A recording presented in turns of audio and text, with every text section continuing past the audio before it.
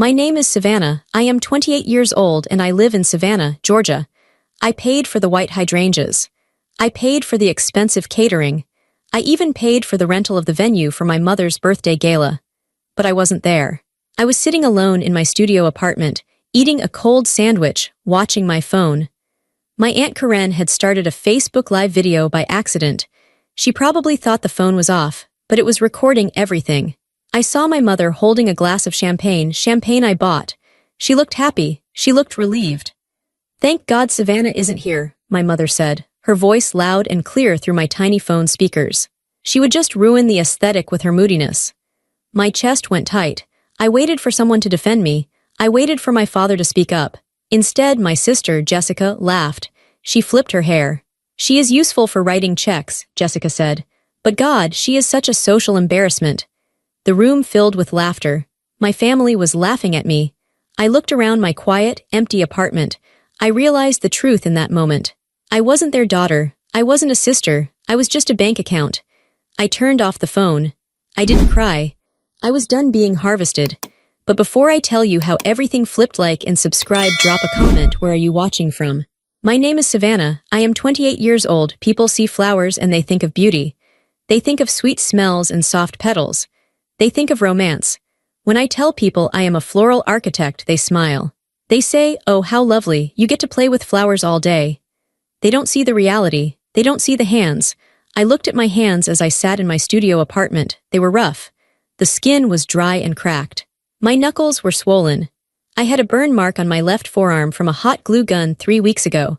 I had scratches on my palms from chicken wire. I wasn't just arranging daisies in a vase. I was building massive structures. I built walls of roses. I created hanging gardens for wedding receptions that weighed hundreds of pounds.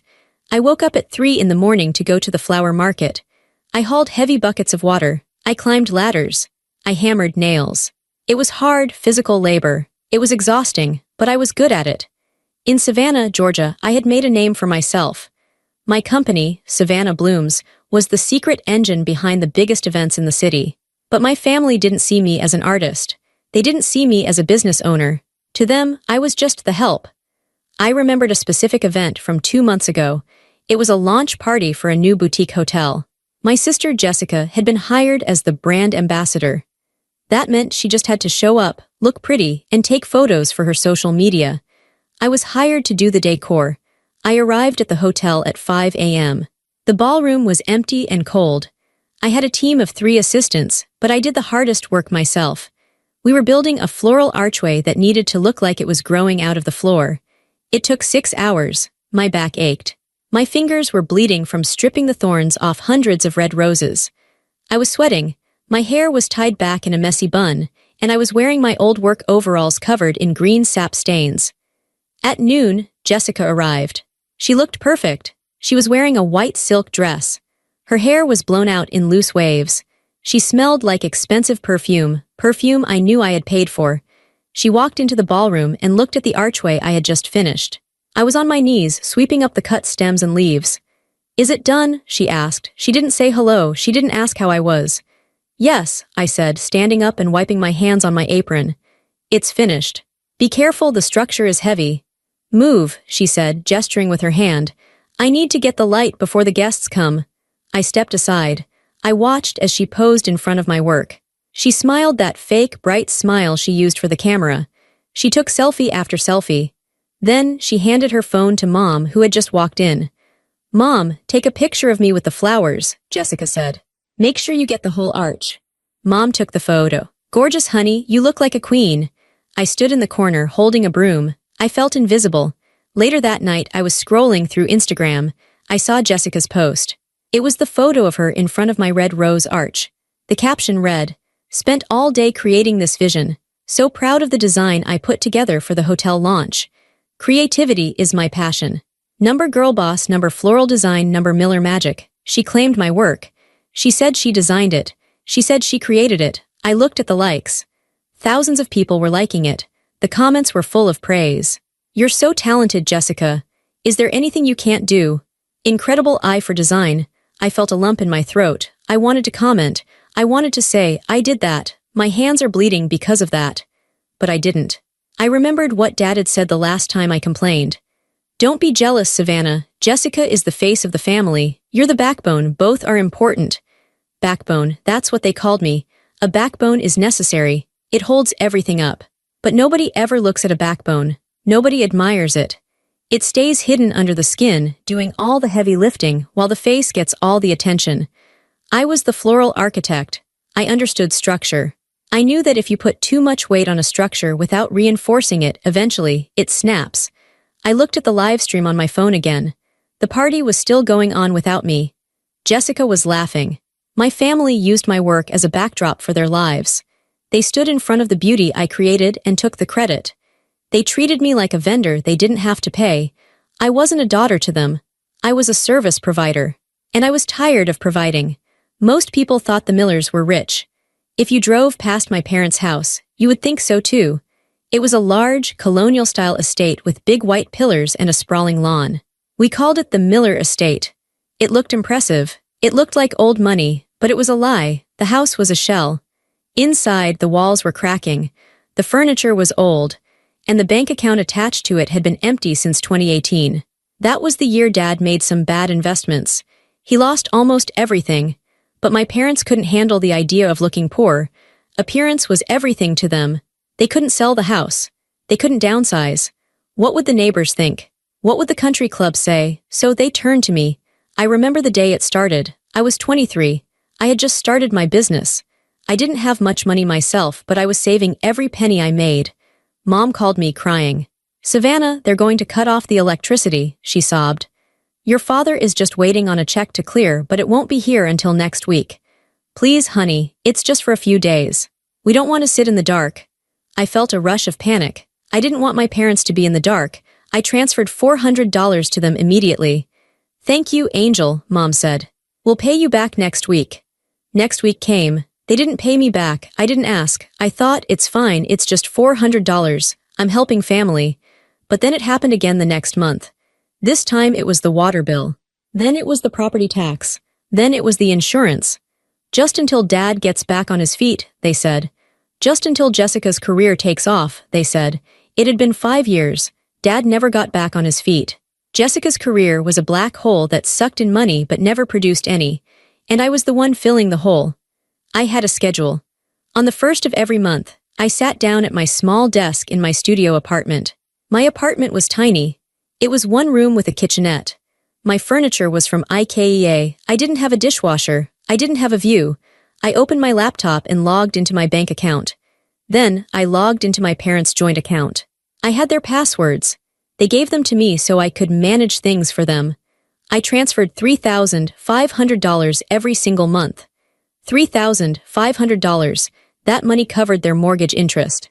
It covered their electricity, which was always high because they refused to turn down the air conditioning. It covered the pool cleaner. It covered the landscaper who cut the grass at the estate. I paid for a pool I never swam in. I paid for a lawn I wasn't allowed to walk on because Mom didn't want me tracking dirt inside. After the transfer, I would pay their credit card minimums. I watched their spending. I saw the charges. $200 at a steakhouse, $150 at the hair salon Jessica, $80 at the liquor store, $300 for consulting fees. Dad. They were living a life of luxury. They were eating steak and drinking expensive wine. Meanwhile, I was eating peanut butter toast for dinner. I told myself it was loyalty. I told myself this is what families do. They support each other. But deep down, I knew it wasn't support. It was a trap. I was buying their love. Every month when I hit that transfer button, I felt a tiny bit of hope. Maybe this time they would say thank you. Maybe this time they would invite me over for dinner and actually talk to me. Maybe this time they would be proud. They never were.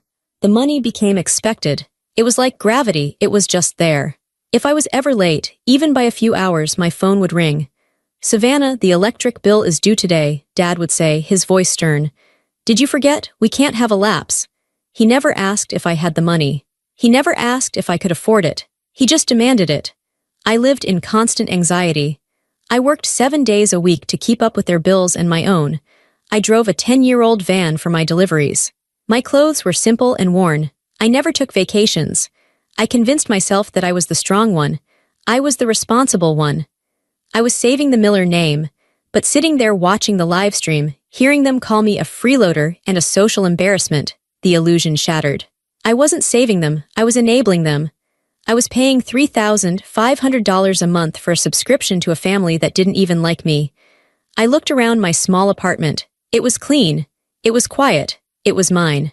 I paid for this roof over my head. And I paid for the roof over their heads too. The anger started in my stomach. It wasn't a hot, fiery anger. It was cold. It was heavy. I thought about the taxes I paid on their house. I thought about the new filter I bought for their pool last summer. I thought about the catered food they were eating right now at the gala. I paid for that. They were laughing at me while eating food I bought, in a room I decorated, in spirit, if not in person, wearing clothes I effectively purchased. I was the foundation of the Miller estate, and they were treating me like dirt. The money issues didn't start with the house bills. The rot went deeper than that. It went back to when I was 18 years old. That was the moment I should have known. That was the moment the trust was broken. But I was too young and too desperate for love to see it clearly. My grandmother, my mother's mother, was the only person in the family who really saw me. She used to sit with me in the garden and teach me the names of the flowers. She told me I had a gentle soul. When she passed away, she left me a specific inheritance. She knew my parents were bad with money.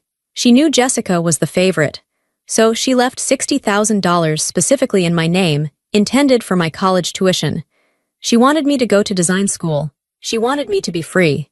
I remember the day I got accepted into the University of Georgia. I was so excited.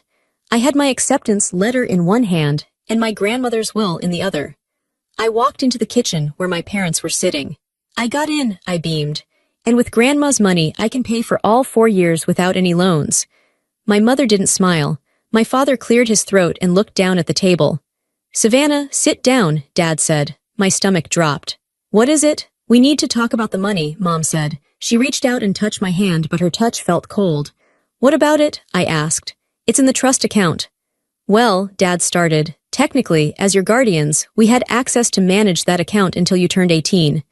And," I whispered, "we had to make an executive decision for the family," Mom said.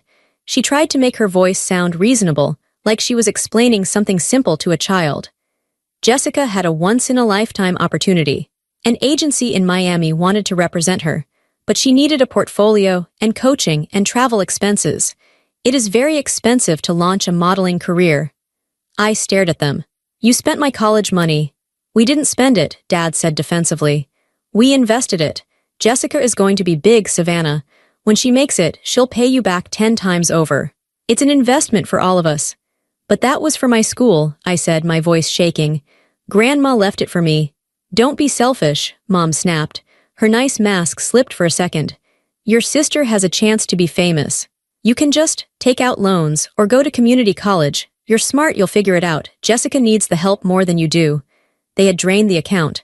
All $60,000. Gone. They sent Jessica to Miami. They paid for photographers. They paid for a luxury apartment for her for 6 months. They bought her a wardrobe.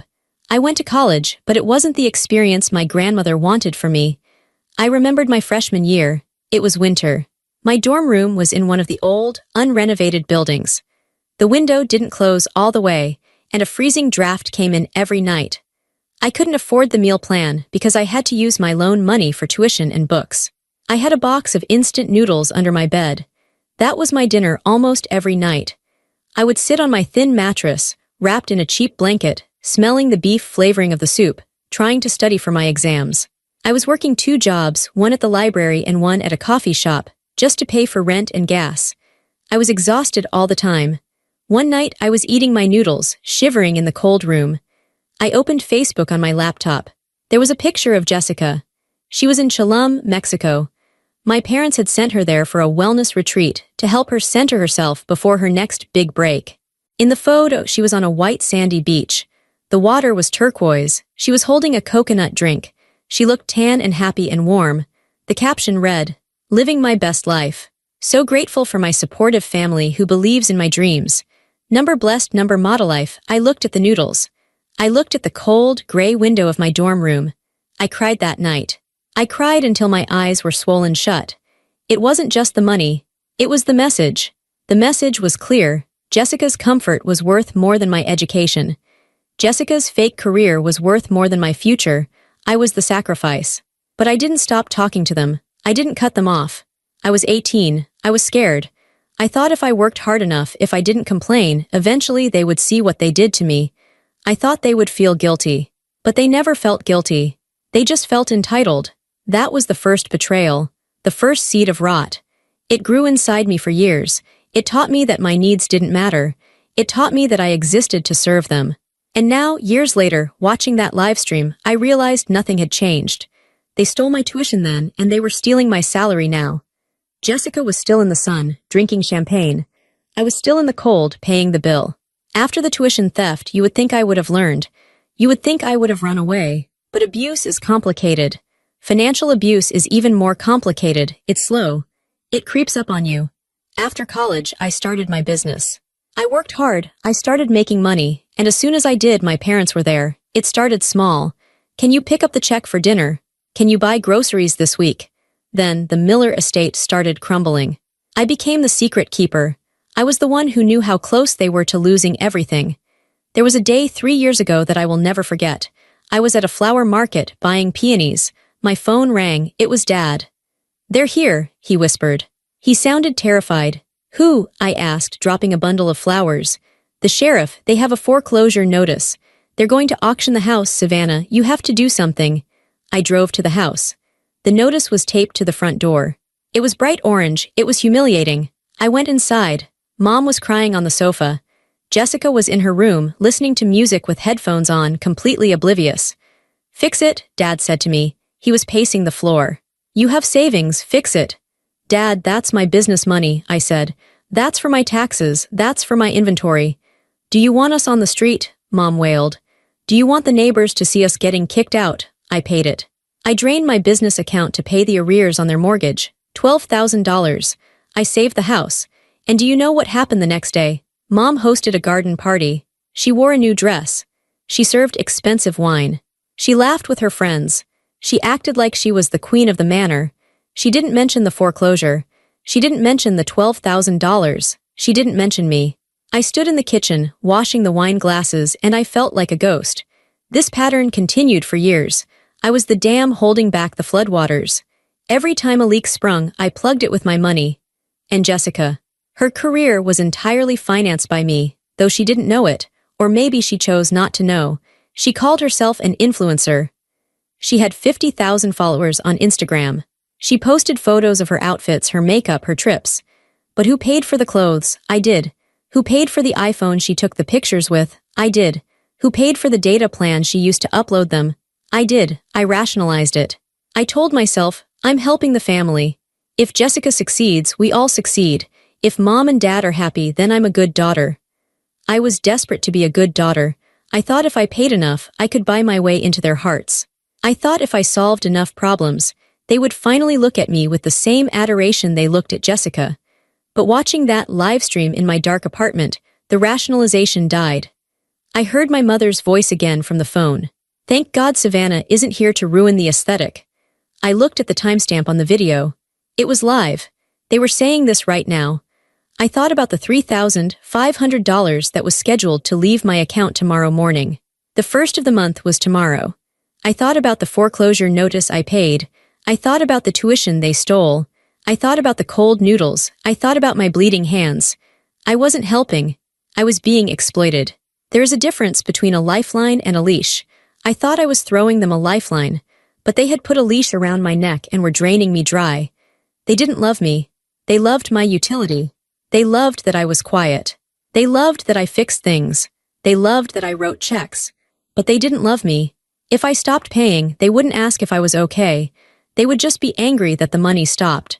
The realization hit me like a physical blow. I felt sick. But then the sickness faded and something else took its place, clarity. I looked at the phone screen one last time. Jessica was dancing now. Mom was clapping. They looked so carefree. Of course they were carefree. They had a sponsor. They had me. I set the phone down on the table. No more, I said out loud to the empty room. My voice was steady. I wasn't going to cry anymore. I wasn't going to beg for crumbs of affection. I stood up and walked to my laptop. I sat down. The screen glowed blue in the dark room. It was time to prune the dead branches. I opened my banking portal. It was time to let the Miller estate stand on its own foundation. And I knew with absolute certainty that without me, it would crumble into dust. I poised my finger over the mouse.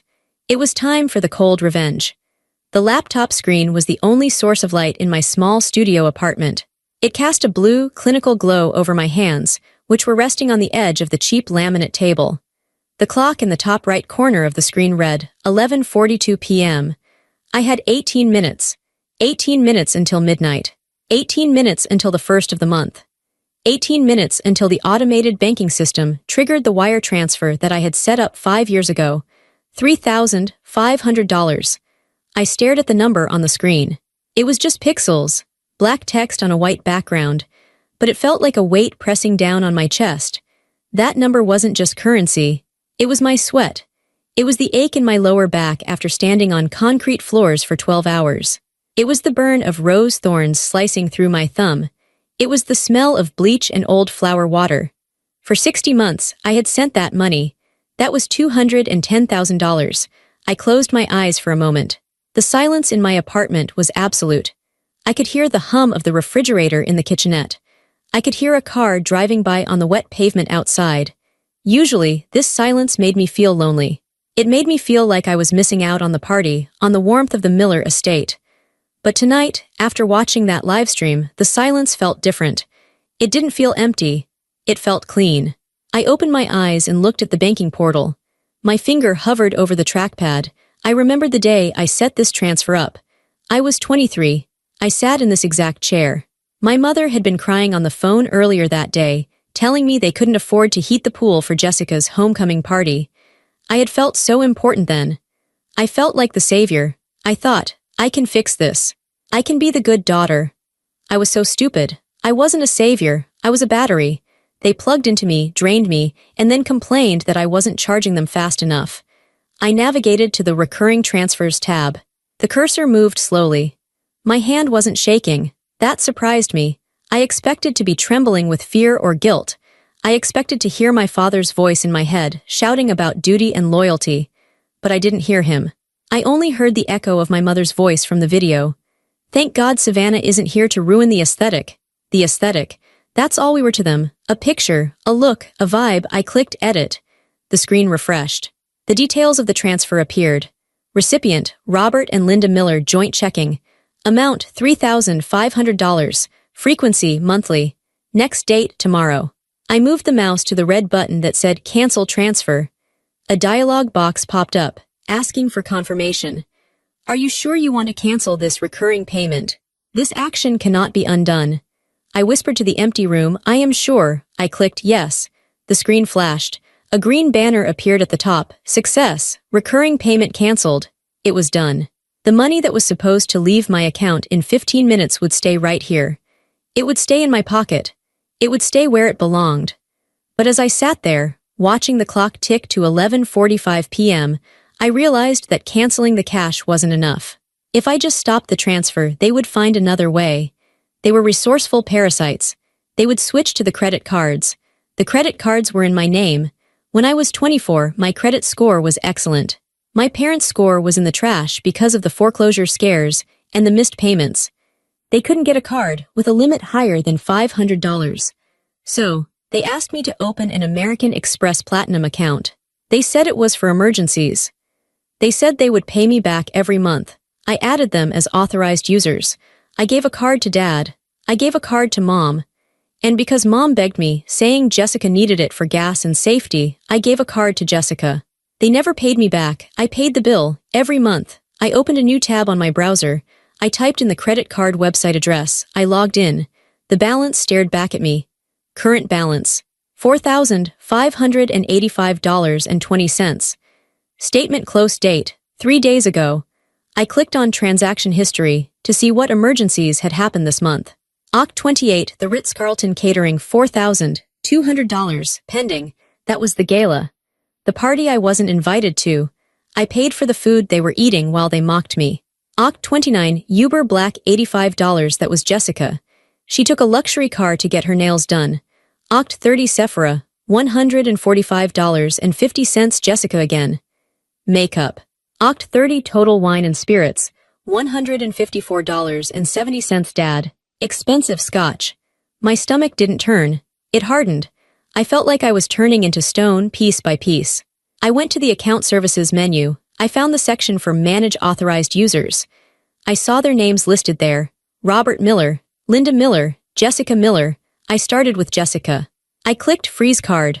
The system asked for a reason. I didn't select Lost or Stolen. I selected Other. Then I realized freezing it wasn't enough. A freeze can be unfrozen. If Dad called me screaming, I might be weak. I might unfreeze it just to make the screaming stop. I needed to burn the bridge. I needed to make sure there was no way back. I clicked Remove User. Warning: this will permanently deactivate the card ending in 4098. The user will no longer be able to make purchases. I clicked Confirm. Jessica was gone. I did the same for Mom. Remove User. Confirm. Mom was gone, then Dad. Remove User. Confirm. Dad was gone. The only name left on the account was mine, Savannah Miller. I sat back in my chair. It was 11:50 p.m. 10 minutes left. I felt a surge of adrenaline. It wasn't fear anymore, it was momentum. I was like a tornado touching down. I had destroyed the financial bridge, but they were still connected to me in other ways. I picked up my phone.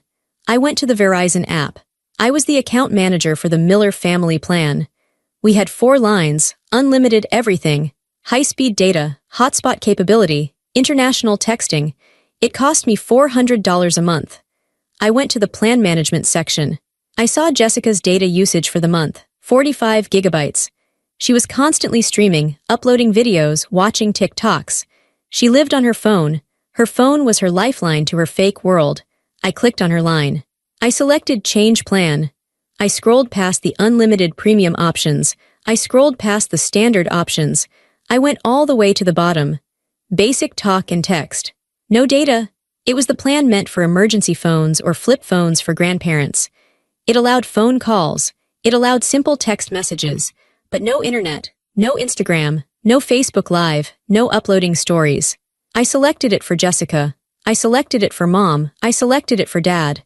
I kept my own plan on unlimited. I hit Save Changes. Your plan changes will take effect immediately. Please restart the devices to ensure service update.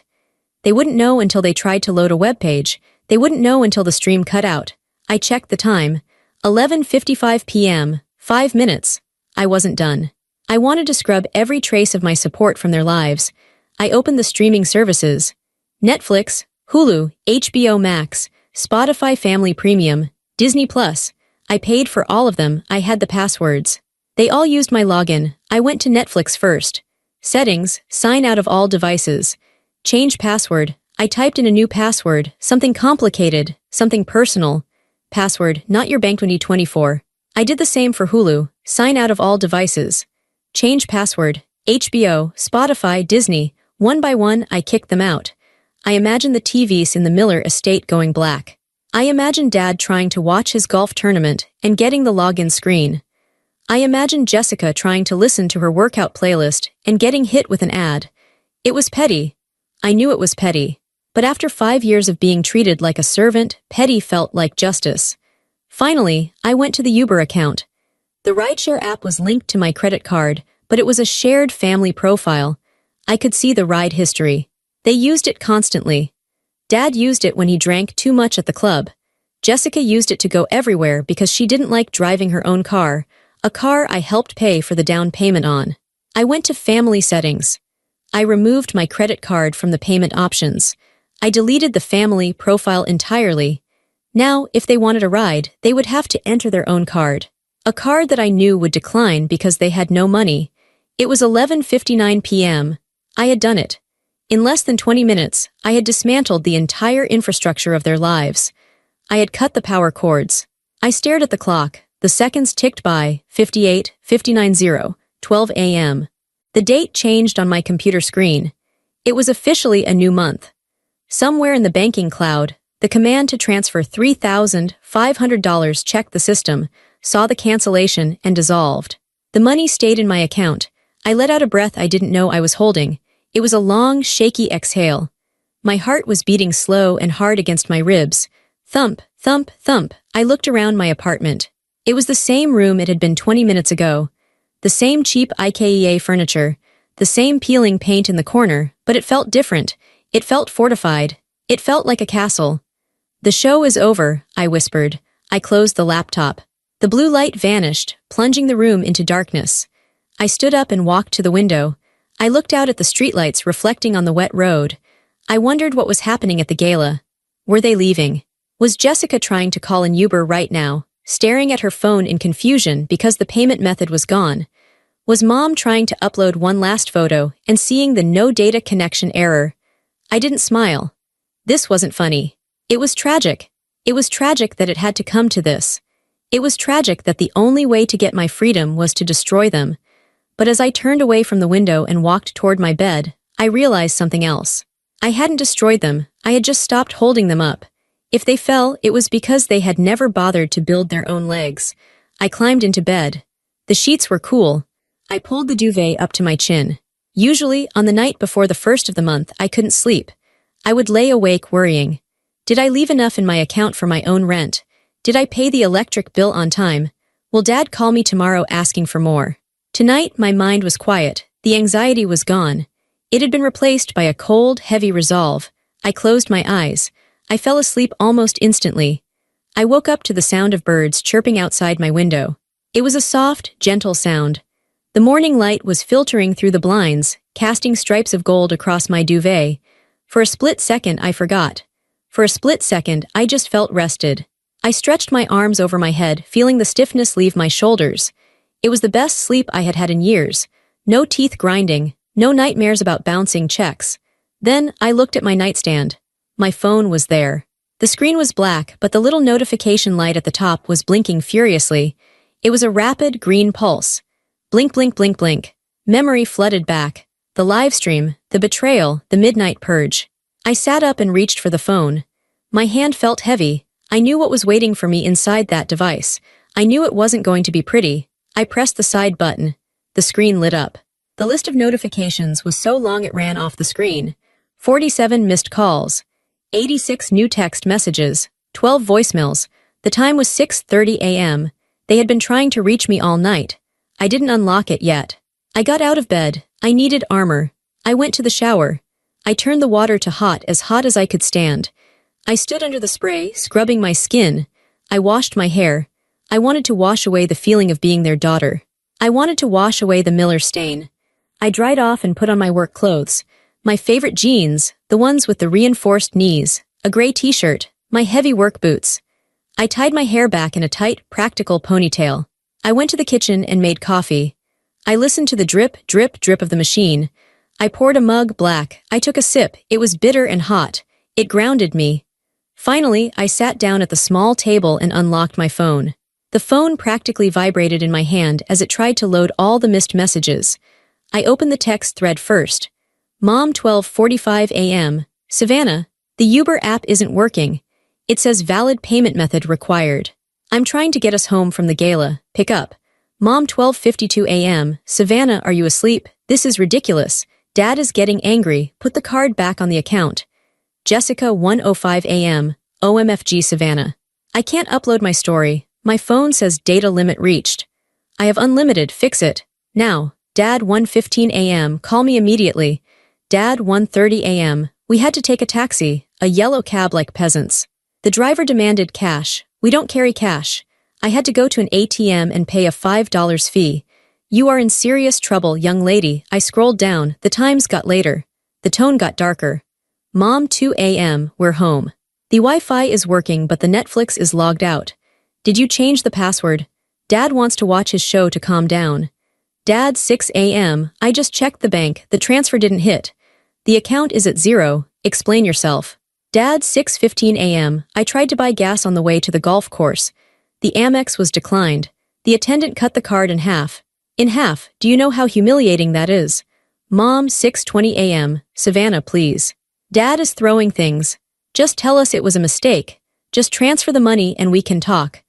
I read the messages with a strange detachment. It was like I was reading a script for a drama I wasn't starring in anymore. They were so panicked. They were so helpless. A yellow cab, a declined card, a logged-out Netflix account. These were minor inconveniences to most people. To the Millers, it was the apocalypse. I didn't reply. I put the phone in my pocket and walked out the door. I drove to my floral studio. The drive was quiet. I didn't turn on the radio. I just focused on the road. When I got to the studio, the air smelled of eucalyptus and damp earth. It was my sanctuary. This was the place where I made things. This was the place where I had value, not because of my checkbook, but because of my skill. My assistant, Sarah, was already there. She was sweeping the floor. "Hey, boss," she chirped. She looked happy. She didn't know my world was burning down. "The wholesale delivery just arrived. The hydrangeas look amazing." "Great," I said. My voice sounded steady. "Let's get them in water." I threw myself into the work. I stripped leaves off rose stems. Zip, zip, zip. The sound was rhythmic. I cut the stems at a 45-degree angle. Snip, snip. I focused on the physical sensation of the flowers, the velvet texture of the petals, the rough bark of the branches, but my phone kept buzzing in my pocket. BZZZT, BZZZT, BZZZT. It was relentless. At 10 a.m., I took a break. I went into the back office and closed the door. I took the phone out. There were new messages. The tone had shifted. They had moved past confusion and were now in the gaslighting phase. Mom, 9:30 a.m. Savannah, are you doing this because of the video? Karen told me she accidentally went live. Honey, you know we were just blowing off steam. We didn't mean it. Mom, 9:35 a.m. You're overreacting. Families tease each other. It's what we do. Don't be so sensitive. Jessica, 9:45 a.m. You are literally ruining my life right now. I have a brand deal post due at noon, and I can't post it because I have no data and the house Wi-Fi is acting up. You're just jealous because I'm successful and you play with dirt. Dad, 10 a.m. This is financial abuse, Savannah. You are abandoning your aging parents. After everything we did for you, we raised you, we fed you, and this is how you repay us. By starving us, I stared at the words financial abuse. The irony was so thick I could taste it. They were accusing me of financial abuse, after stealing my tuition, after draining my savings, after making me pay for their luxury life while I ate instant noodles. Rage flared up in my chest. It was hot and sharp. I wanted to scream. I wanted to drive over there and shake them. I wanted to list every single dollar I had ever spent on them, but I knew that's what they wanted. They wanted a fight. They wanted me to engage. If I argued, I was still playing the game. If I yelled, I was still in the drama. Silence was the only weapon they didn't know how to fight. I decided to listen to one voicemail. Just one. I needed to hear the fear in their voices to know it was real. I clicked on the voicemail from Dad at 8:45 a.m. I put the phone to my ear. Savannah. His voice was low. It was the voice he used when I was a child and I had broken a vase. It was the voice that used to make me freeze in terror. I don't know what kind of game you think you're playing, but it ends now. You turn that money back on. You unfreeze those cards. Or so help me God, I will come down to that little flower shop of yours and I will cause a scene. You don't want that. You don't want your clients to know what an ungrateful daughter you are. Fix it. Click. He was threatening me. He was threatening my business. My hand shook slightly as I lowered the phone. Old habits die hard. The fear was there, a cold spike in my gut. He knew my weak spot. He knew I prided myself on my professional reputation. But then I looked around my office. I looked at the mood boards on the wall. I looked at the schedule of weddings I had booked. This was mine. I built this. He couldn't take it away from me. If he came here and caused a scene, he would just look like a crazy old man yelling at a florist. I wasn't a child anymore. I was the owner of the building. I held the lease. I held the cards. I decided to send one message, just one, to the group chat. I typed slowly, my fingers hitting the glass with precision. Me, I saw the video. I heard you call me a freeloader and a social embarrassment. I heard you laugh. Since I am such a burden to the Miller family, I have decided to remove myself and my wallet from the equation. You are free to finance your own aesthetic now. Do not come to my shop. Do not come to my home. We are done. I hit send. I watched the little delivered status appear. Then I did something I should have done years ago. I went to the settings of the group chat. Mute notifications. I went to my contacts. Dad, block caller. Mom, block caller. Jessica, block caller. I put the phone face down on the desk. The buzzing stopped. The silence returned to the room. But this time, it wasn't peaceful. It was heavy with anticipation. I knew this wasn't the end. They wouldn't just read that text and walk away. They were desperate, and desperate people are dangerous. I stood up and walked back out to the main floor of the shop. Sarah, I said. Sarah looked up from a bucket of roses. Yeah, boss. If anyone from my family comes in here today, I said, my voice hard, my parents or my sister, you tell them I'm busy. You tell them to leave. And if they don't leave, you call the police. Sarah's eyes went wide. She had met my parents once. She thought they were charming. She didn't know. The police, she whispered. Is everything okay? No, I said honestly. It's not. But it's going to be. I picked up a pair of shears. The metal was cold in my hand. Get back to work, I said. I went back to the flowers. I had a wedding to prepare for, a celebration of love. And while I built a monument to someone else's happiness, I prepared myself for the war that was coming to my doorstep. 3 days passed. The silence from my end was absolute. My parents were scrambling. I heard from a family friend that the electricity at the Miller estate had been shut off for 6 hours until Dad pawned his golf clubs to pay the bill. Then, I got a call from Aunt Karen. Karen was Mom's sister. She was the one who had accidentally live-streamed the video. But Karen wasn't like Mom. She was stern. She was a forensic accountant for a big firm in Atlanta. She dealt with fraud investigations. She had been at the party, but she hadn't been part of the conversation where they mocked me. Savannah, Karen said. Her voice was professional, clipped. Your parents called me. They are hysterical. They claimed you embezzled money from the family trust and locked them out of their accounts. That's a lie, I said calmly. There is no family trust. There hasn't been one for years. I've been paying their bills from my personal business earnings. That's what I suspected, Karen said. Bob, your father, asked me to audit the accounts. He thought he could prove you were stealing. He gave me access to everything to catch you. I waited. Savannah, Karen's tone softened slightly. I looked at the statements. I see the transfers from you.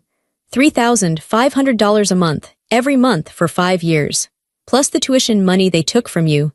I know, I said. But that's not all I found, Karen said. When I was looking at the credit card statements, the ones you paid off, I noticed a recurring charge on Jessica's authorized card. It was labeled Digital Horizon Solutions. What is that? I asked. It's a shell company, Karen explained. It's a click farm based overseas. I traced the transaction ID. $3,700 a month. My jaw dropped. Wait, $3,700. That's more than I gave them for the mortgage. Exactly, Karen said. Your parents weren't just using your money to live. They were using it to buy Jessica's career. That company sells fake followers, fake likes, and fake comments. I felt the room spin. Her followers, I asked. The 50,000 people, bots, Karen said. 90% of them. Her engagement rate is artificially inflated. Every time she posts, this company uses thousands of fake accounts to like and comment. That's why she never gets real brand deals, only small partnerships that don't pay well. The industry knows she's fake, but your parents have been propping up the illusion. I sat down heavily on my stool. My tuition, my hard work, my bleeding hands. It hadn't just gone to keeping a roof over their heads. It had gone to buying fake internet robots to clap for my sister. They starved me to feed a lie. She's a fraud, I whispered. A complete fraud, Karen confirmed. And an expensive one. Savannah, I'm sorry, I didn't know. If I had known what they were doing to you. It's okay, Karen, I said. My voice turned ice cold. Can you send me that documentation, the proof of the bot farm payments? I can, Karen said. What are you going to do with it? They're coming to my studio today, I said. Dad texted me. He's bringing Jessica. They want to confront me. I'll email you the PDF right now, Karen said. Good luck, honey, I hung up. I walked to the printer. I waited for the document to come through. Ping.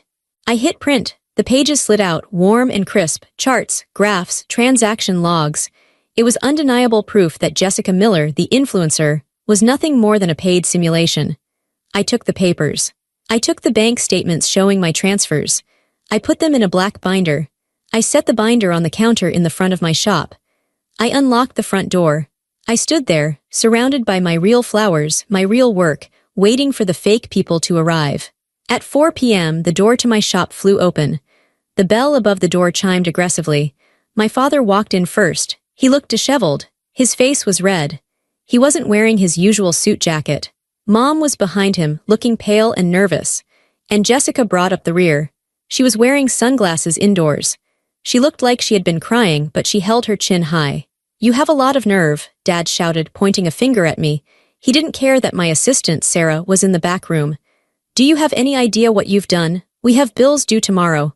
I stood behind the counter. I didn't move. I kept my hands resting on the cool marble surface. "Hello, Dad, Mom, Jessica," I said calmly. "Don't hello me," Mom snapped. "Turn the money back on, Savannah. This joke has gone on long enough. Jessica is losing engagement because she can't post. You are sabotaging her livelihood." "Her livelihood," I repeated. I looked at Jessica. "Take off the glasses, Jess." "No," she sneered. "I don't want to look at you." "I think you do," I said, "because we need to talk about Digital Horizon Solutions." The room went deadly silent. I saw Jessica's face go slack. Her mouth opened slightly. Mom looked confused, but Dad went pale. He knew. "I don't know what you're talking about," Jessica stammered, but her voice lacked its usual arrogance. I opened the black binder. "I have the audit here," I said, flipping the pages. "Courtesy of Aunt Karen." "Karen," Dad whispered. "You talked to Karen."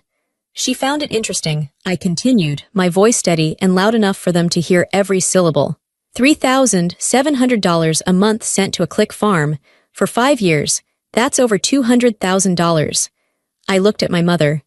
"You told me you needed money for electricity. You told me you needed money for taxes.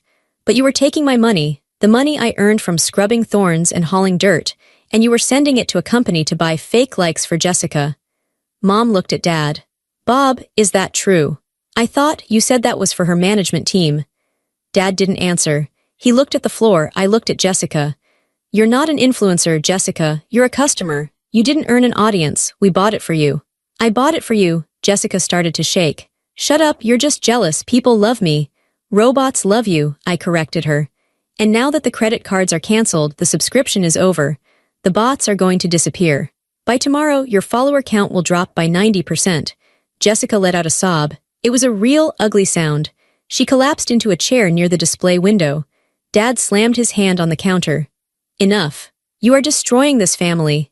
"No," I said, locking eyes with him. "I am presenting the bill." I slid the binder toward him. "Here is the record of every dollar I have given you.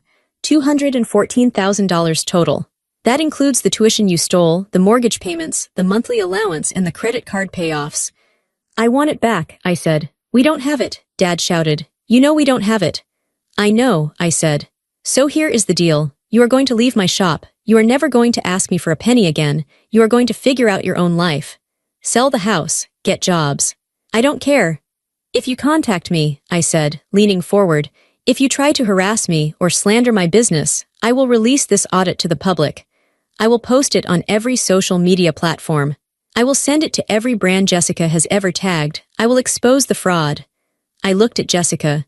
"Do you want the world to know you're a fake, or do you want to walk away?" Jessica looked up. Her mascara was running. She looked small. She looked ordinary. "Let's go," she whispered to Dad. "Dad, let's go, she'll do it." Dad looked at me with pure hatred, but he saw the resolve in my eyes. He saw the backbone he had relied on for so long, and he realized it had turned into steel. He grabbed the binder. "You're an ungrateful brat," he spat. "And you're trespassing," I said. I pointed to the door. "The lease is up, get out." They turned around. They walked out the door. The bell chimed again, a happy, light sound. I watched them get into their car. I watched them drive away. My knees felt weak. I sat down on the stool. Sarah poked her head out from the back room. Her eyes were wide. "Boss," she asked softly. "Are you okay?" I took a deep breath. The air smelled like roses. It smelled like freedom. "I'm better than okay, Sarah," I said. "I'm free." 6 months passed. The fallout was messy but predictable. Without my funding, the Miller estate collapsed. My parents were forced to sell the house quickly to avoid another foreclosure. They sold it for under market value. They moved into a 2-bedroom condo on the other side of town. My father had to get a job. He's working as a greeter at a car dealership. Mom works part-time at a department store. They are living the life they can actually afford. And Jessica, the prediction came true. Within 48 hours of the payment stopping, her follower count plummeted from 50,000 to 4,000. Her engagement dropped to 0. She tried to spin it. She posted a video saying she was cleansing her audience. But the comments section turned on her. People realized she was a fraud. She eventually deleted her account. Last I heard, she was waiting tables at a bistro downtown. I haven't spoken to them. I blocked their numbers. I blocked their emails. Aunt Karen and I have lunch once a month. She tells me snippets of news, but she knows not to push it. She told me that Dad still blames me. He tells anyone who will listen that I abandoned them. I don't care what he says. My business, Savannah Blooms, is thriving. I used the money I used to send them, that $3,500 a month, to hire another staff member and renovate the studio. I bought a new van, a reliable one. I am standing in my studio now. It is late afternoon. The golden hour sun is streaming through the big glass windows. It hits the dust motes dancing in the air. I am working on a bridal bouquet. White peonies, eucalyptus, and a few sprigs of lavender. It is quiet. For a long time, I thought that love was about sacrifice.